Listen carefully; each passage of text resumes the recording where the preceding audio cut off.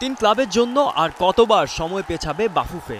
সকল দল এএফসি ও বাফুফের club licensing নিবন্ধন সম্পন্ন করলেও বসুন্ধরা কিংস, আবাহনী এবং ফকিরের পুল এখনও সম্পন্ন করেনি। সময় শেষ হয়েছে অনেক আগেই, কিন্তু এখনও তিন ক্লাবের জন্য দরজা পুরোপুরি বন্ধ করেনি বাফুফে। ক্লাব লাইসেন্সিং শেষ করার সময় আবারও 4 দিন বাড়িয়ে 17 আগস্ট করেছে ফেডারেশন। এ নিয়ে সময় পেছানো হলো টানা চতুর্থবার।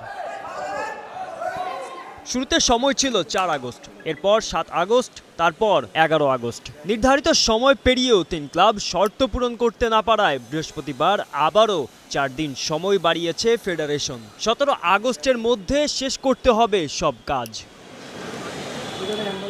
তিন ক্লাবের মধ্যে সবচেয়ে কঠিন অবস্থায় বর্তমান লিগ চ্যাম্পিয়ন বসুন্ধরা কিংস। তাদের ওপর রয়েছে 14টি নিষেধাজ্ঞা।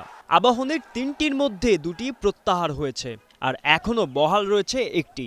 অন্যদিকে ফকিরের পুলের ওপর রয়েছে 2টি নিষেধাজ্ঞা। শুধু লাইসেন্সিং নয়, খেলোয়াড় নিবন্ধনেও আটকে ছিল 3 দল।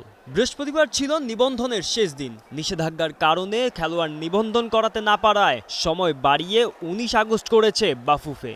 19 আগস্টের মধ্যে চুক্তিবদ্ধ খেলোয়াড়দের লিগ ও ফেডারেশন কাপের প্রথম 2 রাউন্ডে খেলানো যাবে, আর 3 সেপ্টেম্বর পর্যন্ত চুক্তিবদ্ধ খেলোয়াড়দের বাকি ম্যাচে নামানো যাবে। এখন প্রশ্ন, বাফুফে আর কতটা অপেক্ষা করবে?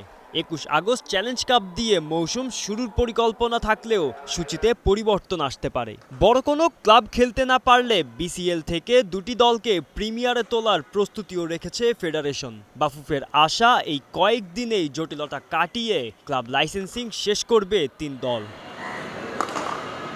গোলাম মোর্শেদ, স্টার প্লে।